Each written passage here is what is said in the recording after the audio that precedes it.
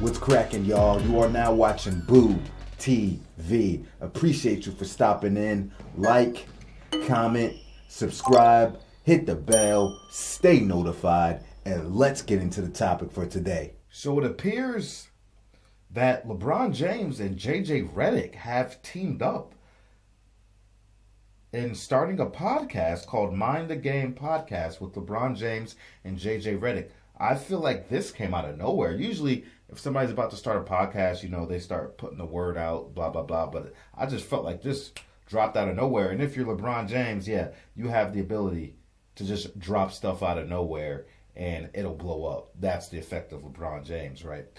You got LeBron James, the poster boy, especially in the modern NBA, the poster boy for analytics and statistics and, you know, cumulative numbers and things like that. And then you have JJ Redick, a guy that's all about the analytics and the numbers and not so much about the context through some of the things JJ Redick have said.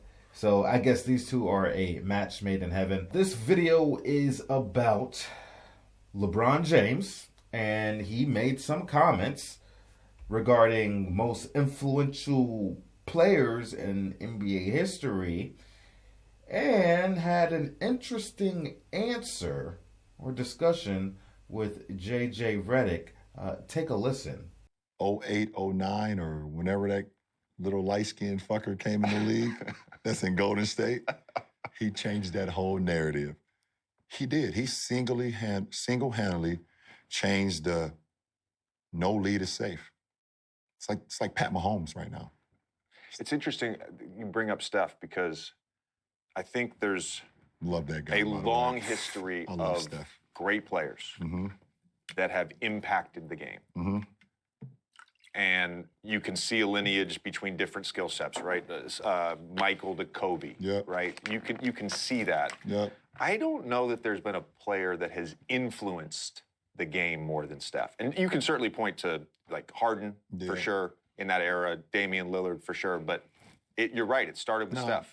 When it comes to influence, since I've been watching the game, the most influence on the game, and obviously we know what Mike did for the game. Sure. You know, Steph and Allen Iverson are the two biggest influential guys in our game since I've been watching it and covering it. You know, one, they're 6'3", 6'4", if you want to. Steph's not 6'4". If you want to look on the back of a basketball card, you know, you're always a lot taller on the back of the basketball card. You know, Allen Iverson and Steph, they were just so relatable, and kids felt like they could be them. They were guys that was not always counted on. They were small in stature, and they just defined the odds. So you got AI, who's like unbelievable crossover, cornrows, arm sleeve. We wear arm sleeve. Everyone wears an arm sleeve now because of Allen Iverson. And he's going in the trenches, you know, laying it up over bigs, whatever the case may be. And now you have Steph, who's shooting over the Empire State Building. You know, it's just like those two are the two most influential when you say the game, how they changed the game, and the kids, and like, those are two guys that you just wanted to watch every single night. Now listen, I've seen that even some hardcore Bron Goblins have called LeBron James out for putting those guys ahead of Michael Jordan. And he didn't say post Michael Jordan or besides Michael Jordan. He's like, look, I understand what Mike did, but these are the guys. LeBron is a hater. He's capping. He's lying. He doesn't even truly believe that. I don't believe he truly believes that.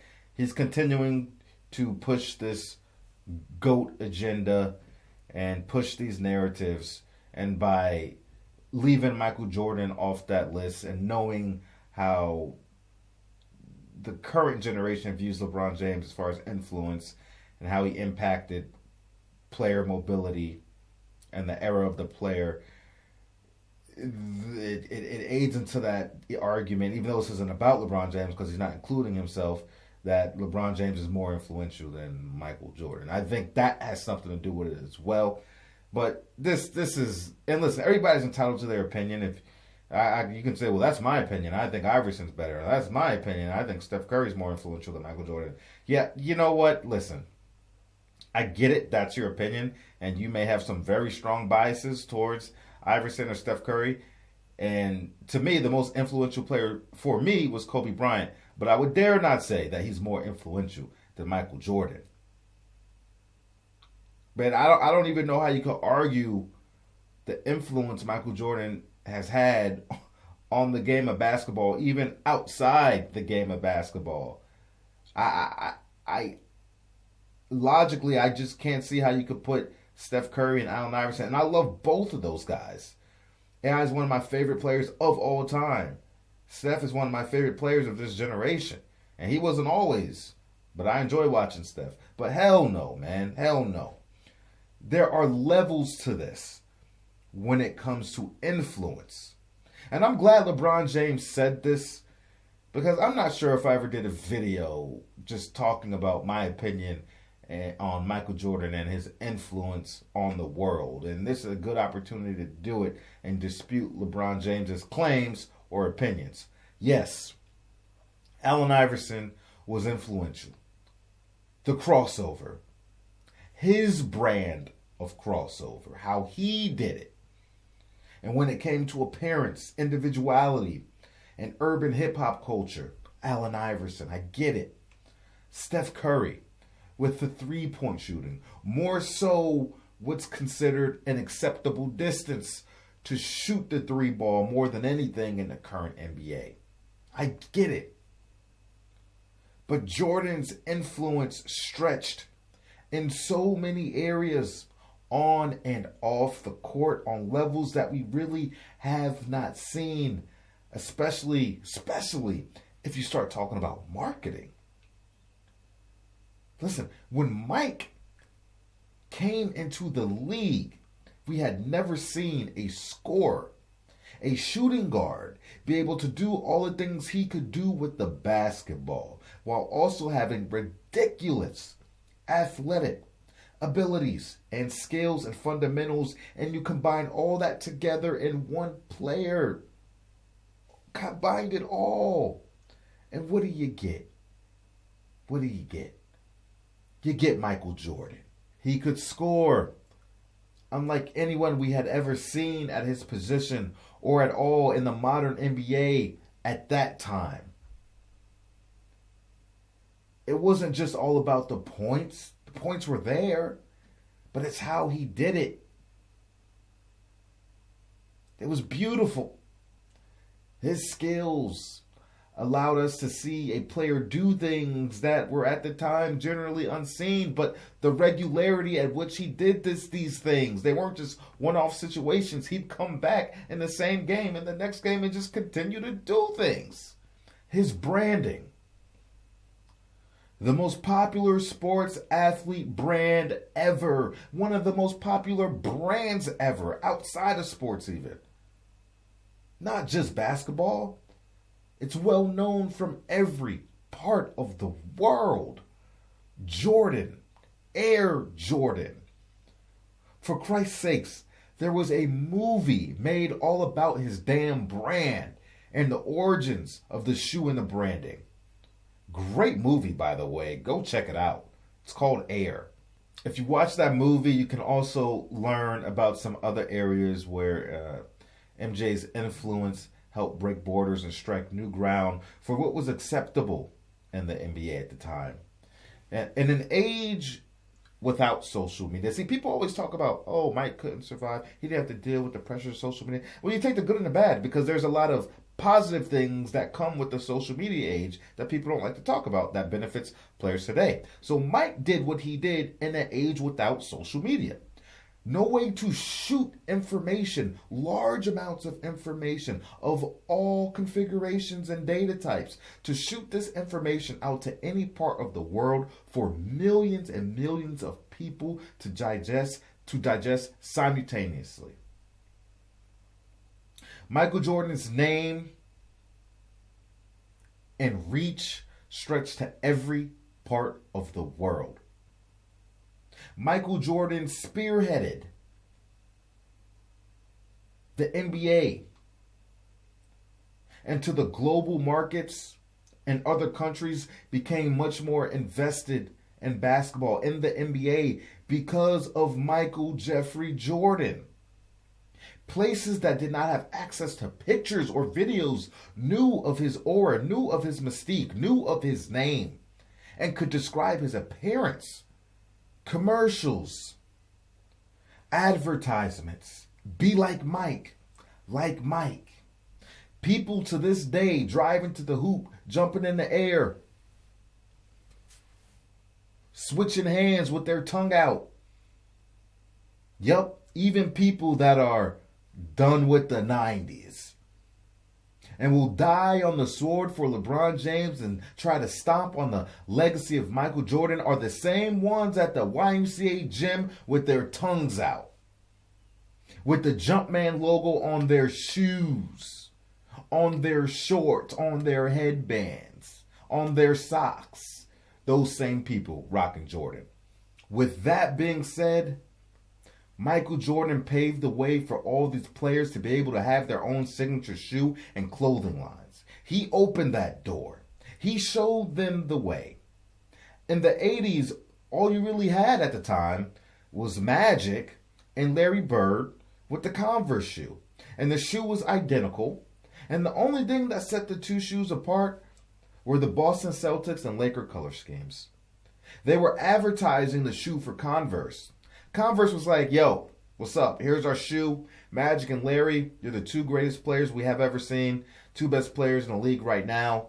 And you guys are owning this decade. This is all you. You helped, bring the NBA back into the light. It was getting grim, and now people are investing in basketball again. Yeah. Oh, yeah, that was Magic Johnson and Larry Bird. So really, there's an argument for Magic Johnson and Larry Bird being more influential than Steph Curry and Allen Iverson while I'm at it. So Converse is like, yeah, their marketing scheme. Let's get these shoes in the colors that represent Larry Bird and represent Magic Johnson and throw them some money and let's see what we can do. Whereas with Michael Jordan, it was different. With Michael Jordan, Jordan was the shoe for Nike. Like, there was, I don't even know how to explain it. Jordan was the shoe. When you put the shoes on, it felt different. And anybody that was out there at the time could tell you that. It was a whole new phenomenon. Until this day, that stands true. Nobody was wearing Nikes like that at the time. Converse was the big dog. Jordan's shoe line now extends past basketball. You can find Jordan for all kinds of different sports apparel. And Jordan broke ground. I never really wore Jordans growing up. I had maybe one pair, and it wasn't part of the main Jordan line of shoes, right? So now, in my independence and having my own money, I'm going out and I'm buying Jordans. And I am a shoe head. I have so many shoes. But I tell you, when I put those Jordans on, it feels different. It feels different. Even video games with Michael Jordan. Did you know that Michael Jordan, it's been like this forever, Michael Jordan maintains the complete right and trademark to his name and the use of his likeness in video games because he opted out of the Players Association? In other words, Michael Jordan does not come with the NBA license bundle with any of these video games. You have to pay extra money to have MJ in your game. And the price of Jordan was so high, especially back in the 90s, that so many devs and publishers just decided not to have Jordan in the game, especially in the 90s. Not every game had Michael Jordan in it. We had some of those games in my house. We had ones that didn't have Mike. We had ones that had Mike. And if you picked the 90s Bulls team, it was usually some random guy in Jordan's place that usually had his player rating and abilities close to Jordan or at Jordan's levels. Some random dude didn't look like Michael Jordan. I don't even think they could put the number 23 on it, but I'm not sure. Don't quote me on that. His first game that he ever had, we had it in our house. We had it for Sega Genesis. My brothers. Jordan versus Bird. It was an absolute classic. And you could play as Bird in the three-point shooting contest or play as MJ in the dunk contest. But I'll tell you what, not having Jordan in some of those video games was a deal breaker for some people. People wanted the game that had the Michael Jordan license because they wanted to play as MJ.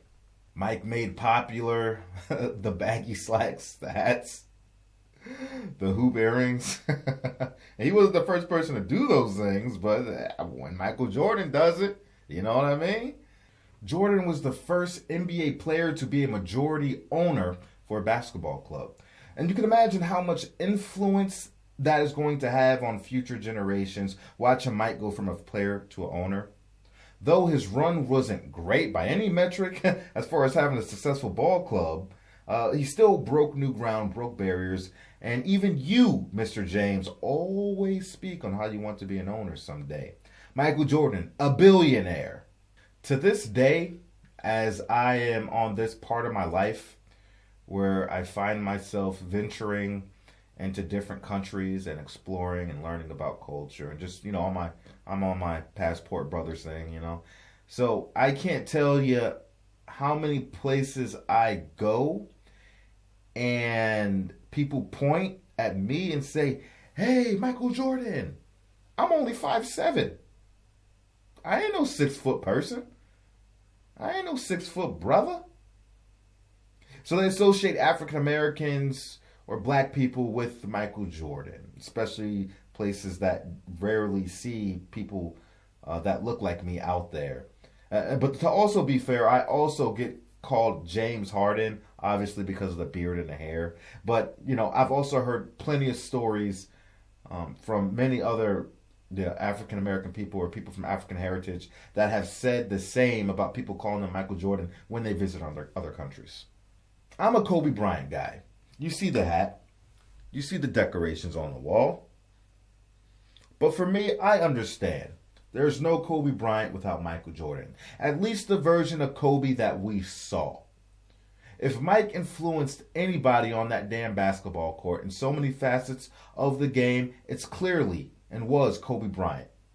And looking at Kobe's career, you would have to say that it worked out fairly well for him. Jordan, a guy that he leaned and gleaned on for information and guidance.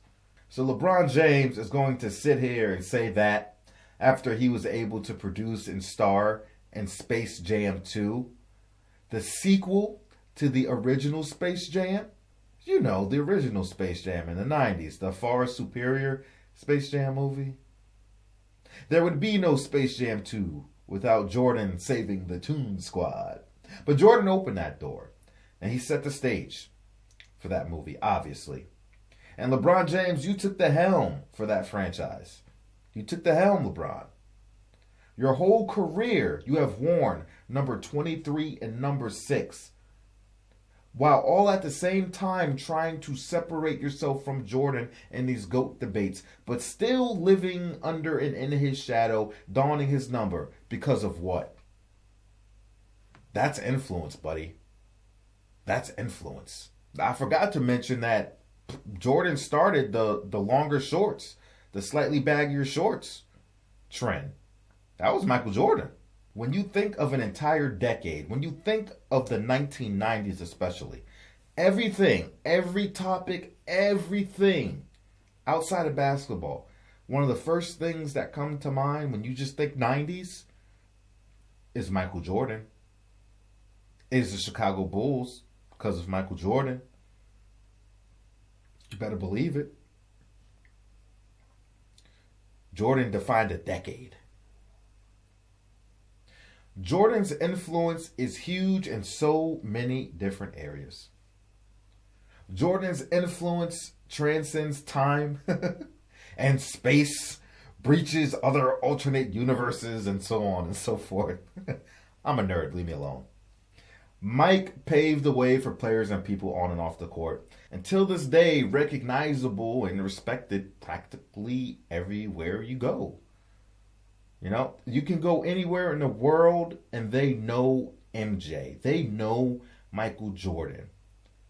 There has been nobody else in the history of this league, this NBA, not even LeBron James, for all his popularity and his name being attached to Michael Jordan so much in these debates, not even him. LeBron does not even have that effect. During my travels in other countries, I still run into people who don't know who LeBron James is. And I purposely do it because I like to see where these players' reach is, how far it goes. And I ask people, do you know who LeBron James is? There are definitely people that have no idea what I'm talking about. And sometimes I show them a picture and they're just like, That never happened with Michael Jordan. You know, I even ask people, do you know who Kobe Bryant is? And sometimes the response for that is, oh, the guy that passed away in the helicopter crash? Yeah, there's a lot of people that didn't know who he was until that tragic event. And Kobe was far more global than LeBron, especially in China. Jordan was ridiculously influential and famous. And by having your name attached to Mike, it could boost your aura and your presence. Speaking of Allen Iverson, speaking of AI, if Iverson does that infamous crossover on anyone else but Michael Jordan, we are not here talking about it to this day like we do now. It was because he did it to Michael Jordan. That reminds me of something. I'm a big fan of battle rap, URL, smack, TV, all that stuff, right? And one of my favorite battles from probably over a decade ago, one of the greatest battle rappers of all time, Murder Mook, went up against a young cat from Philadelphia called Young Hot. But Young Hot really ain't even like a battle rapper. He's more on the beat. But anyway, he decided to take the money because Reed Dollars, whatever. Reed Dollars didn't want to do the battle. It was either Reed Dollars or Cassidy, probably both of them. But either way, Murder Mook put together some bars, some lines about the Michael Jordan and Allen Iverson moment and compared it to Mook, one of the greatest battle rappers of all time, and Young Hot. And I'm going to play this. I watch it. Please watch it. It'll make you smile because it's very well done. So check out the video. Check out the video with Murder Mook versus Young Hot in the Jordan line. 25 grand? I figured you'd understand. But then, I'm in a lose-lose situation because I Murder Mook and he the third string replacement. Y'all expected me to kill him. Y'all don't know he can rap. Whatever's lower than the underdog, he lower than that. So when he do spit his shit and say something okay-ish, it's gonna sound 10 times better because it's going against the greatest. And I do think I'm the greatest. I believe in the hype. That's why every time you hear me, I compare me to Mike. Example. Remember AI crossed Mike out of sneakers? It seemed so much worse because we didn't think Mike had a weakness. Or for that one move AI got his fame, they forgot Jordan had 35 and still won that game. See what I'm saying? So I repeated him proud. When he was young, he was a bum. No pants and no hobbies. Dirty clothes, Lysol in his hair, his nose snotty. So for the record, Mike didn't actually have 35 points in that game. He actually had 23 and he struggled from the field. Scottie Pippen had a better game offensively, but the Chicago Bulls won. But that's not the point. The point of the bar was to drive home a point, send a message, comparing one to the other, and how one could benefit off another one's aura by being directly associated with it. And Murder Mook delivered. He delivered on the bar. Drove it home perfectly. It was well fleshed out. But anyway, that's all I got to say about it. I appreciate you all. Give me your opinion on the situation. Drop some more dimes, some knowledge of why you think Michael Jordan is the most influential player in the game. And if you don't think Michael Jordan is the most influential player of all time, who is? Is it somebody else? Is it Larry? Is it Magic? Is it Wilt? Is it Kobe? Is it Shaq? Is it Pistol Pete? Is it Bill Russell? Or do you agree with LeBron James? Or do you think LeBron James is the most influential person? Sound off, let me know. I appreciate you guys for stepping in. Check out our LeBron James playlist. Check out our Michael Jordan playlist. And our Allen Iverson playlist. And our Steph Curry playlist. And I catch you on the next one. We out, baby.